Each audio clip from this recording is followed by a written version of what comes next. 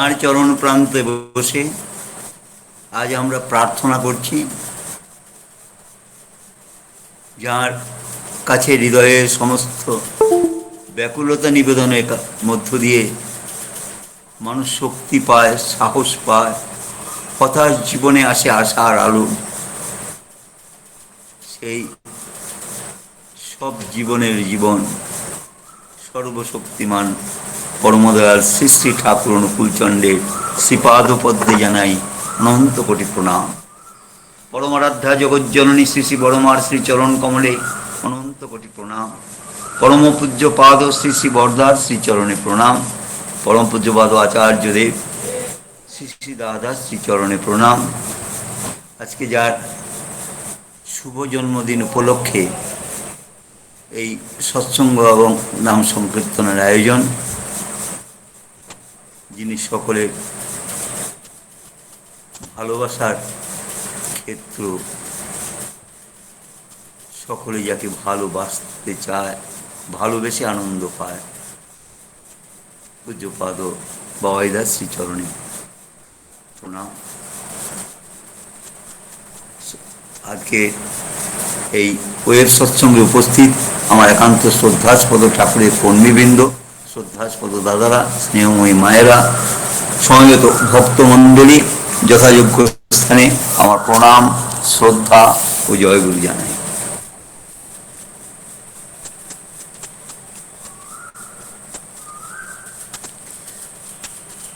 আজকে আমরা এমন একটা সময় আছি, এই সময়ে মানসিকভাবে সারা বিশ্বের মানুষ ভেঙে পড়েছে। দীর্ঘ অতিমারির ফলে এই মানসিক অস্থিরতা এসেছে। মানসিক অস্থিরতা থেকে রক্ষা পাওয়ার জন্য ডাক্তার, বিশেষজ্ঞ,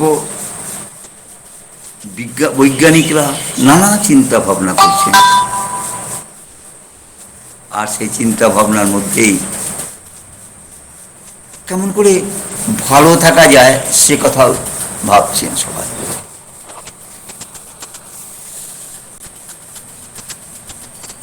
সারা বিশ্বব্যাপী যে মহামারী শুরু হয়েছে, দীর্ঘদিন চলার ফলে মানুষের আর্থসামাজিক অবস্থার পরিবর্তন ঘটেছে, চিন্তা ভাবনা সন্দিহান হয়ে উঠেছে ভবিষ্যৎ জীবন নিয়ে। এই সময়ে আমরা কেমন করে ভালো থাকব? আমরা সৎসঙ্গীরা যখনই এরকম কোনো জীবন মরণ সমস্যার সম্মুখীন হই, আমরা যে যেখানেই থাকি না কেন প্রাণপণে ছুটে আসার চেষ্টা করি ঠাকুরবাড়ি। ঠাকুরবাড়িতে এসে ঠাকুর প্রাঙ্গণে মনের সমস্ত ব্যাকুলতা ঠাকুরকে নিবেদন করতে চাই। আর সমস্ত ব্যাকুলতা দিয়ে হৃদয়ের কথা নিবেদন করতে করতে আমরা শক্তি সংগ্রহ করি। দীর্ঘদিনের অতিমারির ফলে ঠাকুরবাড়ি আসা বন্ধ, ঠাকুরবাড়িতে আসতে পারছি না, আশ্রম বন্ধ। এই মনের যে কষ্ট সেটা দীর্ঘ থেকে দীর্ঘতর হয়ে চলেছে। তার মধ্যেই এই ওয়েব সৎসঙ্গ দুধের স্বাদ ঘোলে মেটানোর মতো, তবু যেন অনেকটা শক্তি পাওয়া যায় দয়ার ঠাকুরের দয়ার কথা শুনতে শুনতে, তার করুণার কথা শুনতে শুনতে, মানুষের প্রতি তার প্রেমের, ভালোবাসার, অফুরন্ত ভালোবাসার কথা শুনতে শুনতে আমরা কিছুটা শক্তি সংগ্রহ করি। তবু মনোকষ্ট যায় না। ঠাকুরবাড়ি বন্ধ, আসা যাবে না। প্রশাসনিক নির্দেশ অনুযায়ী, স্বাস্থ্যবিধি অনুযায়ী এখন আসা যাবে না।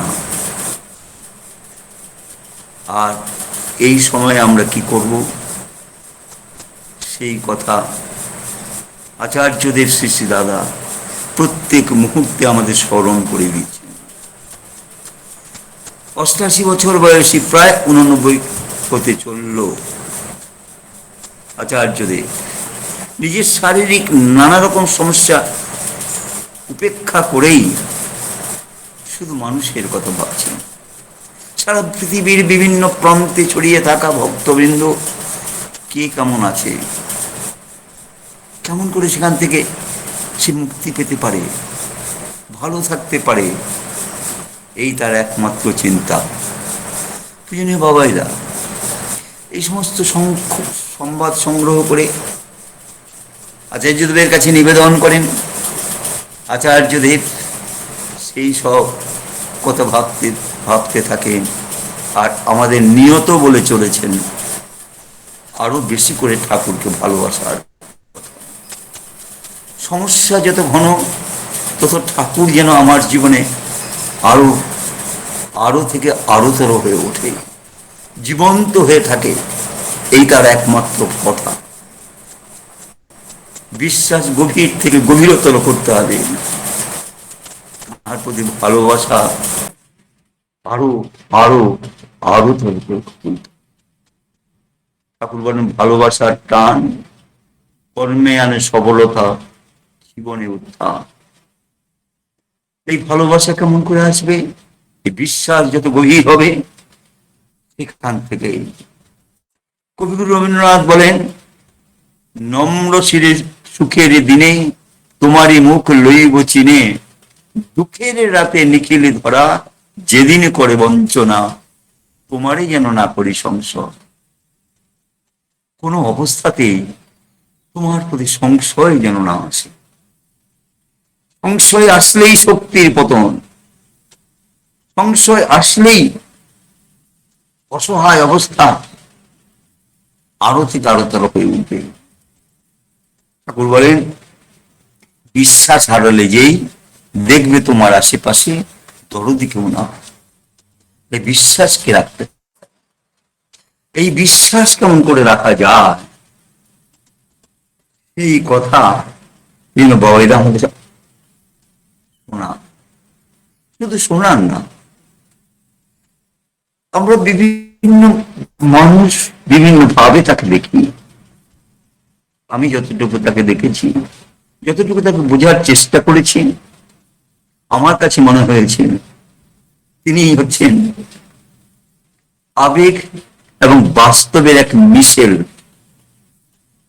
আবেগকে কেমন করে বাস্তবে রূপ দিতে হয়,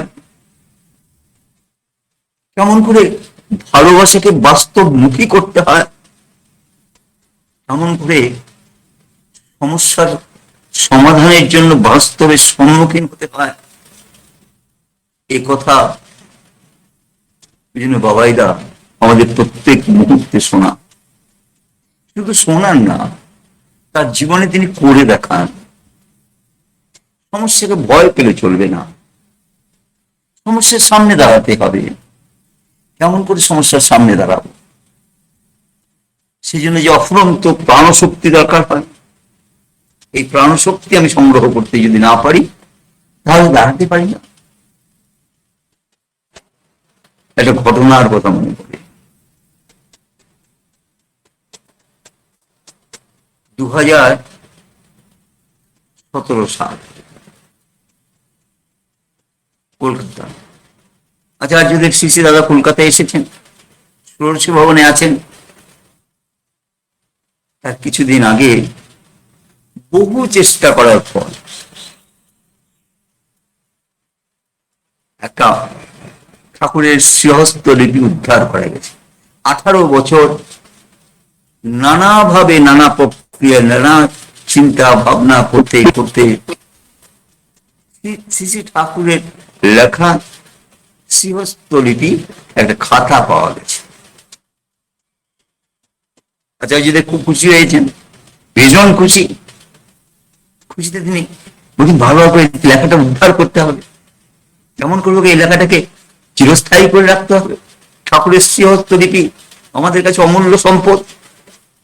কেমন করে করা যায়, কোথায় করা যায়, দেশ বিদেশে যেখানে যেভাবে হোক ধ্বংসপ্রাপ্ত হয়ে যাওয়া সেই হাতের লেখা শ্রীহস্তের লিপি উদ্ধার করতে হবে।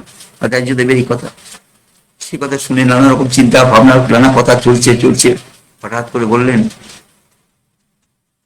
একটা অভাবনীয় কথা তিনি বলে বসলেন। অভাবনীয়, আমার কাছে অভাবনীয়। বলেন কালকে সকালে একজনের নাম করে বললেন ওই বাড়িতে যাবি।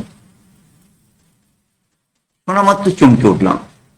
যে বাড়ির কথা বললেন তার জন্ম, যার কাছে যেতে বললেন তার জন্ম পাবনা হিমায়তপুর আশ্রম। বাবা মা সংস্থা পরিবারের সকলে দীর্ঘদিন ঠাকুরের সঙ্গে আশ্রমে ছিলেন। যে কোনো কারণে হোক তারা এখন আশ্রমের বাইরে। বয়স হয়েছে প্রায় 90-র কাছাকাছি বয়স, কিন্তু আশ্রম সম্বন্ধে নানা রকম বিরূপ মন্তব্য করে। আশ্রমে আসেন না, আশ্রমের সঙ্গে সংস্রব নাই। আমি নিজে ব্যক্তিগতভাবে জানি সেই মানুষটা কিছুতে শ্রদ্ধাশীল নয়, কিন্তু বলছেন যেতে হবে। তারপরে যে কথাটা বললেন, বলে শোন যাওয়ার সময় তোর বাবাইরাকে নিয়ে যাবি সঙ্গে। এবার যেন আমি আকাশ থেকে পড়ার মতো, যারা ঠাকুর পরিবারের প্রতি শ্রদ্ধাশীল নয় তাদের কেমন করে নিয়ে যাব? সারাদিন ধরে সকালবেলা কথা হয়েছে, সারাদিন ধরে চেষ্টা করছি সেই মানুষটাকে উদ্বুদ্ধ করা, কত রকম ভাবে তাকে কথা বলে বলে কিছুতেই সে রাজি নয়। সে কাউকে তার বাড়িতে ঢুকতে দেবে না। আর যতবারই আগে যদি সামনে যায় ততবারই তিনি বলেন এই কালকে সকালবেলা প্রার্থনার পরে কিন্তু চলে যাবে। আমি ভাবছি একটা সময় ভয়ে চোখে দিয়ে জল বেরিয়ে আসে। অসহায়ের মতো বাবাইদার সামনে গিয়ে দাঁড়াল। দেখি বলেন কি হয়েছে জীবন না, মনে হচ্ছে কোনো সমস্যা? বলে ফেললাম সব কথা। হাসতে হাসতে বললেন আপনি ভাবছেন কেন? বাবা বলেছেন তো যেতে, আমরা যাব। আর ঘরে ঢুকতে দেবে না, আমাদের সঙ্গে কথা বলবে না, আমরা গিয়ে ঘরের বাইরে দাঁড়িয়ে থাকবো,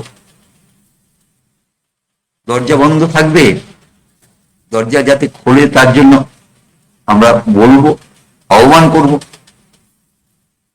তাতেও যদি দরজা না খুলে, আমাদের সঙ্গে যদি কথা না বলে, আমরা অপেক্ষা করব, তারপর নাই ফিরে আসবো। কিন্তু বাবার কথা তো রাখা হবে। বাবা যেতে বলেছেন, অতএব কোনো চিন্তা নাই, প্রার্থনার পরপরই আমরা চলে যাবো, আপনি রেডি থাকবেন। মনে ভাবলাম সংশয় কাটে না, রাত্রে ঘুম নেই। ভোরে উঠে প্রার্থনা করেই তিনি চললেন গাড়ি চালিয়ে। কলকাতার দক্ষিণ প্রান্তে সে বাড়ি। যখন বাড়ির সামনে গিয়ে পৌঁছালাম, বুক দুরু দুরু করছে। তিনি বললেন কোথায়? বললাম 3 তলায় এটা। উঠে চললেন সেই 3 তলায়। আর সেই 3 তলায় গিয়ে দেখছি অদ্ভুত কাণ্ড। দরজা খুলে প্রায় 90 বছর বয়সী মানুষটি দরজায় দাঁড়িয়ে আছে। হাসি মুখে বলছেন বাবা আপনার খোঁজ খবর নিতে পাঠালেন, তাই এত সকালে আপনার কাছে চলে আসলাম। আপনার হয়তো একটু অসুবিধা করলাম। না, অসুবিধা হয়নি। তিনি দাঁড়িয়ে আছেন দরজার কাছে, কথা বলছেন। বলুন আসুন, ঘরে আসুন। ঘরে ঢুকলেন, শুরু হলো কথা।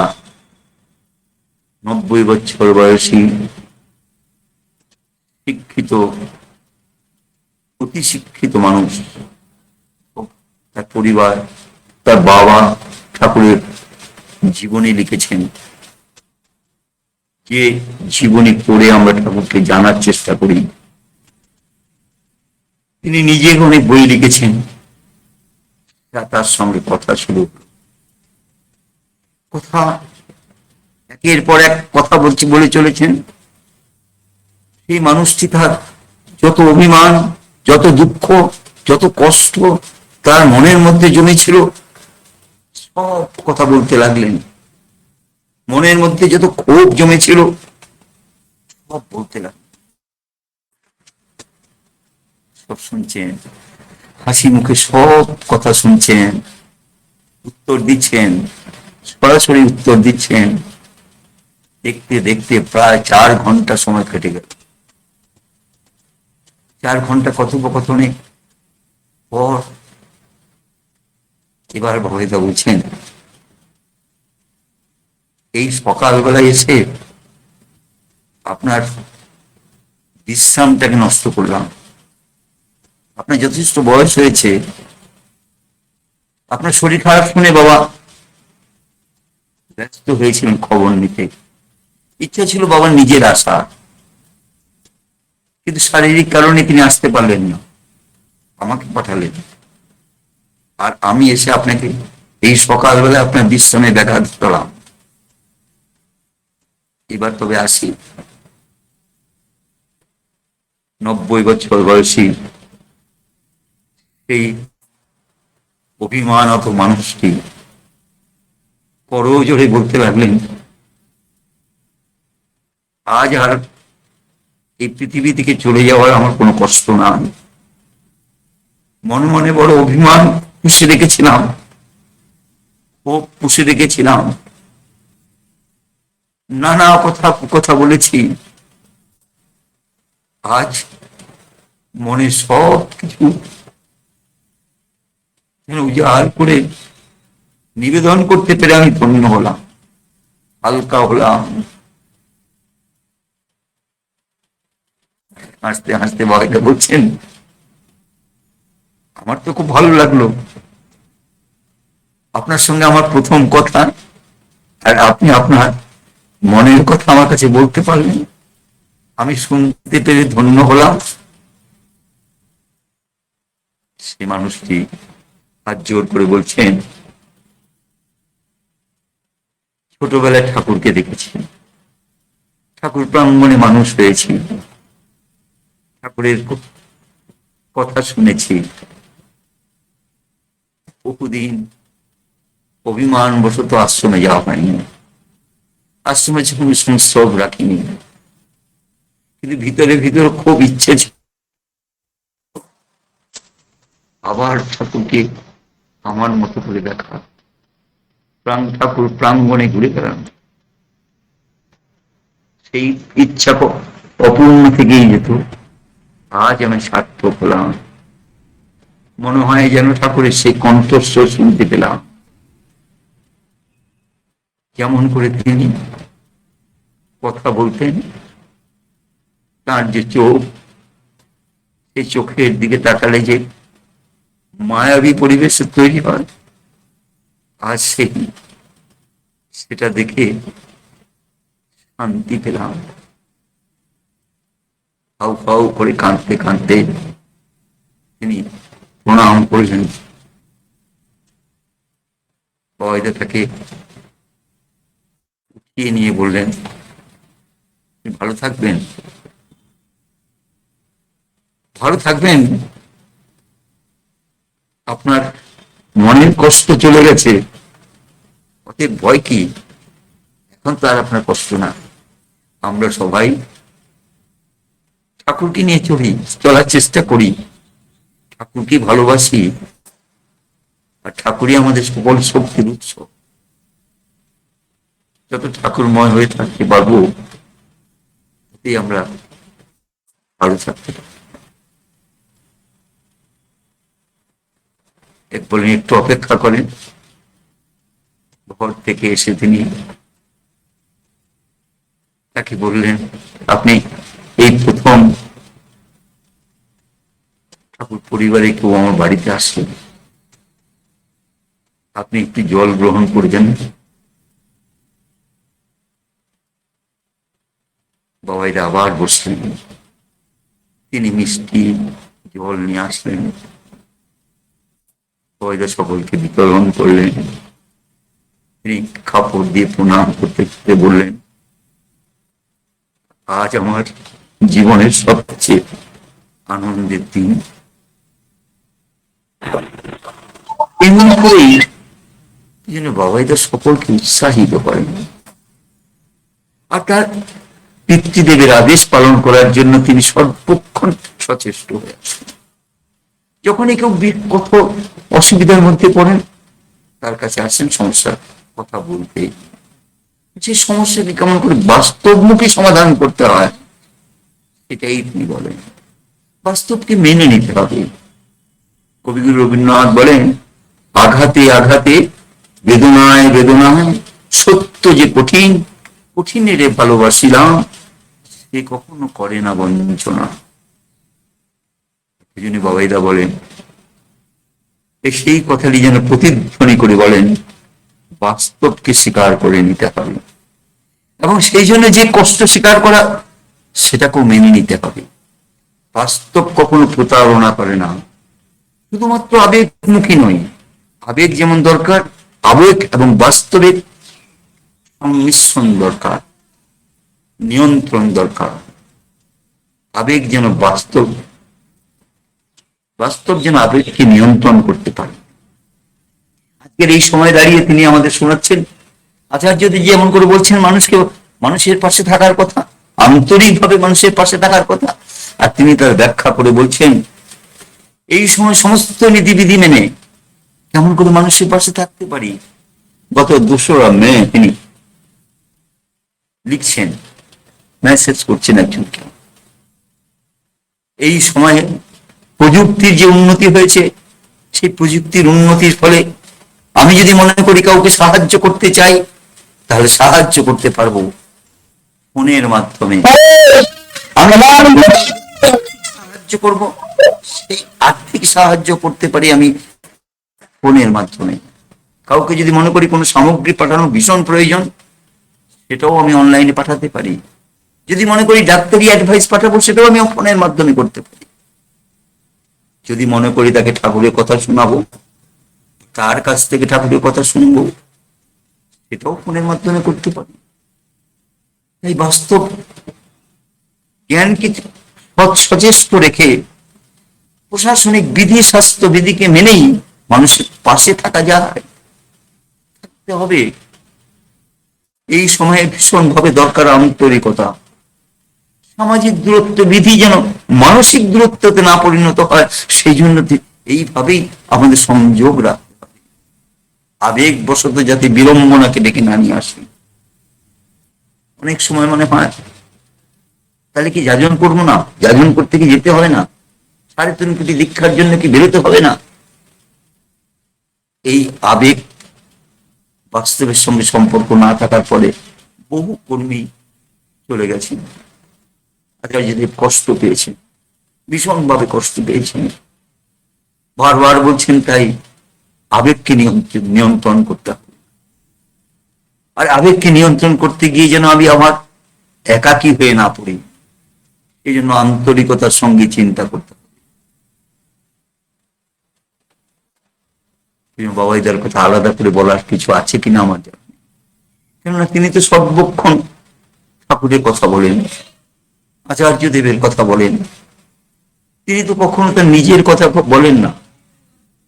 কেমন করে ঠাকুরকে নিয়ে চলতে হয়, চলা উচিত, সেই কথাই আমাদের শোনা, তাতেই তিনি তৃপ্তি পান। আর বাস্তবে কেমন করে আমরা আচার্যদেবের আদেশ পালন করতে পারি, এই কথাই সর্বক্ষণ আমাদের শুনিয়ে চলেছে। ঠাকুরের কথা হলেই, কথা প্রসঙ্গেই এসে যায় বাবাইদার কথা। কেমন করে বাস্তবমুখী হতে হয়। আমার ব্যক্তিগত জীবনের একটা ঘটনা আপনাদের। বর্ষার রাত, তুমুল বেগে বৃষ্টি হচ্ছে, তখন রাত্রি 11টা বেজে গেছে।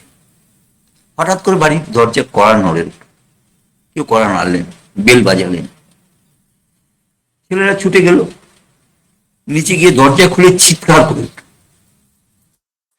কি বাবা, বাবা তাড়াতাড়ি আসো। কেন, কি হয়েছে? বাবাইরা এসেছে। অভাবনীয়, অকল্পনীয়, তাড়াতাড়ি নিচে নামতেই তিনি ঘরে ঢুকেছেন। এ ঘর সে ঘর, সব ঘর দেখছেন, ঠাকুর ঘর দেখছেন, অন্যান্য ঘর দেখছেন, লাইব্রেরি দেখছেন, দাতব্য চিকিৎসালয় দেখছেন, সব ঘুরে ঘুরে দেখতে দেখতে আস্তে আস্তে উপরে উঠছেন। সব ঘুরে গত রাতে এসে বসে চা খাচ্ছেন, গাড়ি বৃষ্টির মধ্যে গাড়ি চালিয়েছে। অনেকক্ষণ গল্প হলো, কথা হলো। তারপর বললেন এবার তো যেতে হবে, রাত্রি 12টা বাজে। বাড়ির বাইরে আসছেন, বাড়ির বাইরে এসে কাঁধে হাত রেখে বলছেন, জীবনদা, আপনি যখন ছোট ছিলেন তখনই আপনার পৈতৃক ভিটা ছেড়ে এদেশে আসতে হয়েছে। আত্মীয় স্বজনের প্রতারণা, মানুষের অসহযোগিতা থেকে আস্তে আস্তে আপনার রিফিউজি ক্যাম্প জীবন, সেই থেকে বিশৃঙ্খল জীবন যাপনে অভ্যস্ত হওয়া, প্রতিশোধের কথা চিন্তা করা, নিষিদ্ধ রাজনীতি করা, এইভাবে চলতে চলতে একটা সময় অ্যাক্সিডেন্ট হয়ে পা চলে যাওয়া, এক পায়ে লাঠি নিয়ে হাঁটেন।